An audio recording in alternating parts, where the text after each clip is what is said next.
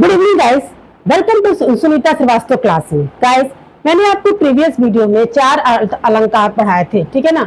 अर्थ अलंकार के 4 भेद आपको मैंने पढ़ाए थे और कहा भी था कि बहुत भेद है, करीब 37 लगभग है, ठीक है ना। तो उसमें से इतना सब कुछ एग्जाम में नहीं आते, जो 8 आते हैं 4 मैं पढ़ा चुकी हूँ और 4 आज आपको पढ़ाने वाली हूँ, ठीक है। अगर आपको और पढ़ना है, ठीक है, तो मैं आपको पढ़ा दूंगी। आप प्लीज आप कमेंट करके बताइएगा कि कौन सा अलंकार आपको पढ़ना है, मैं उसकी वीडियो बना दूंगी, ठीक है। मैं इसलिए पूरा नहीं बना रही क्योंकि एग्जाम की दृष्टि से ज्यादातर यही अलंकार पूछे जाते हैं। बुक्स में तो है लेकिन एग्जाम में यही पूछे जाते हैं, चाहे वो कोई कॉम्पिटेटिव एग्जाम हो, 10th 12th कोई भी एग्जाम हो, यही 8 पूछे जाते, इसीलिए मैं यही आपको 8 पढ़ा रही हूँ, उतना सारा नहीं पढ़ा रही हूँ। लेकिन अगर आपको पढ़ना है तो कमेंट करके बताइएगा। चलिए अब स्टार्ट करते। स्टार्ट करने से पहले आपसे एक बार रिक्वेस्ट करूंगी कि प्लीज मेरे चैनल को लाइक, शेयर और सब्सक्राइब करिए। चलिए, अतिशोक्ति अलंकार तक हम लोग पढ़ चुके थे। अब आज हम लोग को पढ़ना है मानवीकरण अलंकार। आपको मानवीकरण अलंकार के शब्द से और आपको समझ में आ रहा होगा कि मानवीकरण यानी कि मानव जैसा, ठीक है। उसकी परिभाषा भी कुछ इसी तरह की है।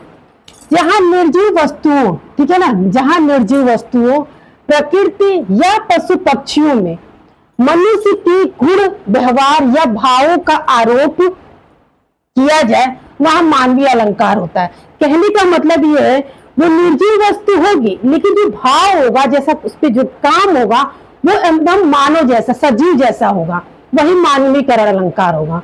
उदाहरण क्या कहती है? हंसती हुई कलियां सबको बुला रही हैं।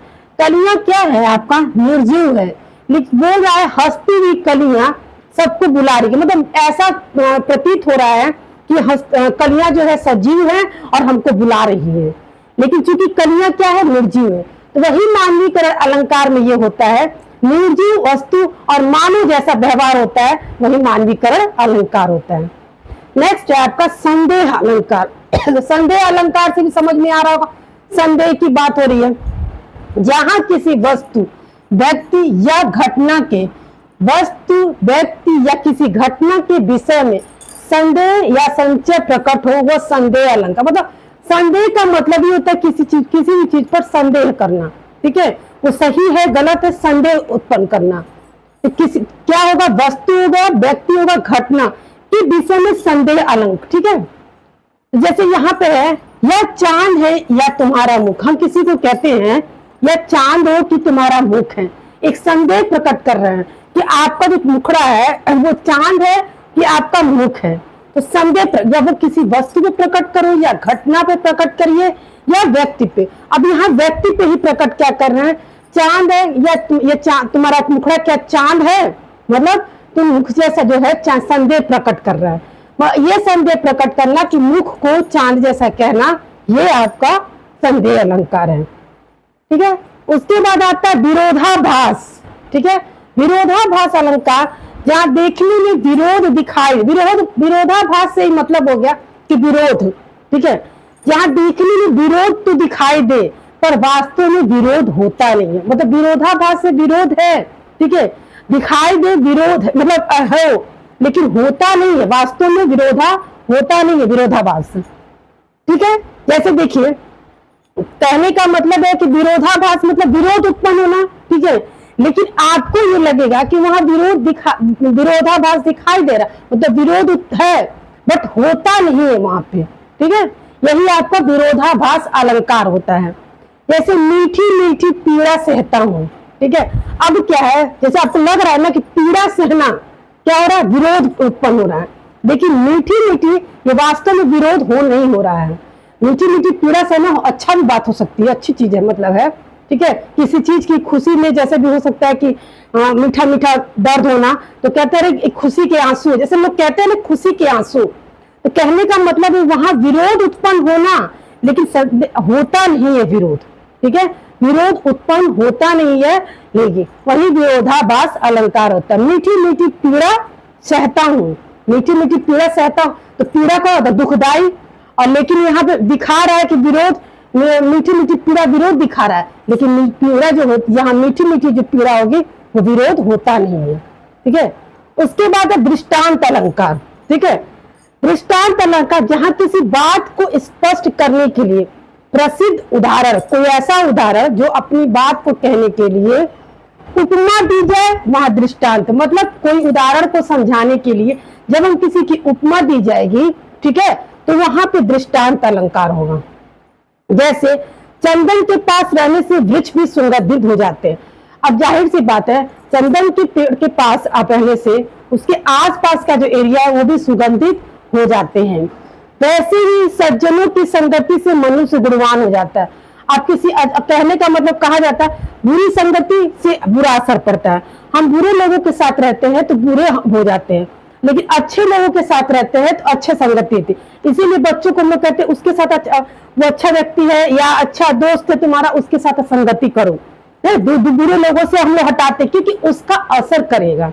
तो वही कह रहा है कि किसी बात को स्पष्ट करने के लिए, ठीक है, किसी बात की को उदाहरण देने के लिए उसको हम किस उपमा दिया, इसकी उपमा दी। जैसे मैंने यहाँ उपमा क्या कहा, चंदन के पास रहने से सुगंधित हुए। मान लीजिए चंदन के पास, पेड़ के पास अगर रहने से अगल बगल भी चंदन की अगर आप धूप बत्ती जला दीजिए और एक जगह जलती है लेकिन पूरा जगह सुगंधित हो जाता है, तो हम उपमा सुगंधित है, उपमा किसकी, चंदन की दे रहे हैं सुगंध से, ठीक है।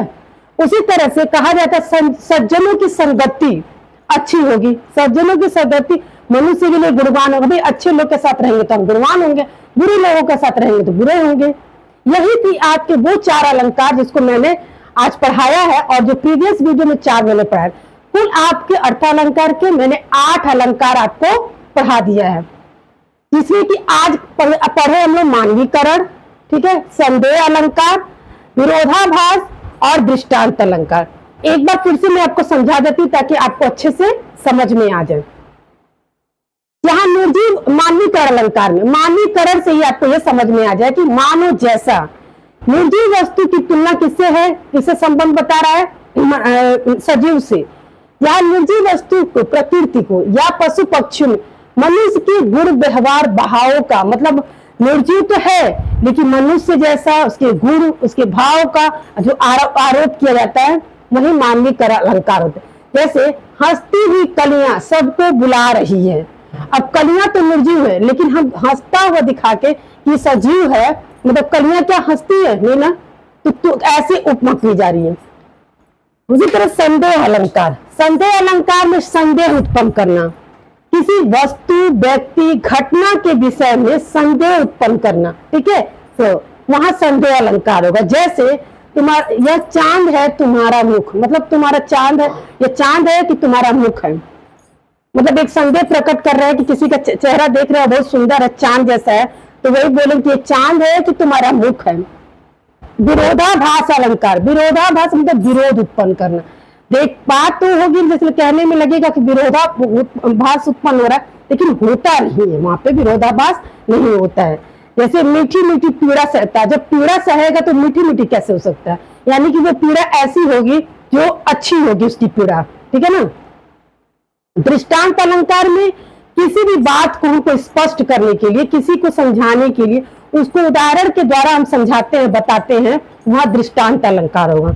जैसे कहा जाता है ना चंदन के पास वृक्ष भी सुगंधित हो जाते हैं, ठीक है, और उसी तरह से सज्जनों की संगति से मनुष्य गुणवान हो जाते हैं। गाइस ये आपके 4 अलंकार आज थे और प्रीवियस वीडियो में 4, कुल टोटल 8 अलंकार आप पढ़ चुके हैं। ये आपके सारे कॉम्पिटिटिव एग्जाम में या आप 9 से 12 तक के जो भी एग्जाम देने जा रहे हैं सब में आपके लिए इंपॉर्टेंट है, ठीक है। वीडियो को पूरा देखिए और मैंने पूरी कोशिश की है कि जो परिभाषा आपकी बुक से है वो बुक से न लेके इसको इजी से इजी, सरल से सरल भाषा में मैंने आपको बताया है ताकि आपको अच्छे से समझ में, एक बार वीडियो देखेंगे पूरा अच्छे से समझ में, कभी अलंकार आप भूलेंगे ही नहीं, चाहे वो शब्द अलंकार हो या अर्थ अलंकार। मेरी वीडियो को पूरा देख के पढ़िए और आपको किसी भी एग्जाम्स के लिए तैयारी करते होंगे आपके लिए बहुत फलदायी होगा, ठीक है। बहुत जल्द मिलेंगे नेक्स्ट वीडियो में। जाने से पहले एक बार फिर रिक्वेस्ट करती प्लीज मेरे चैनल को लाइक, शेयर और सब्सक्राइब करिए। बहुत जल्द मिलेंगे नेक्स्ट वीडियो में।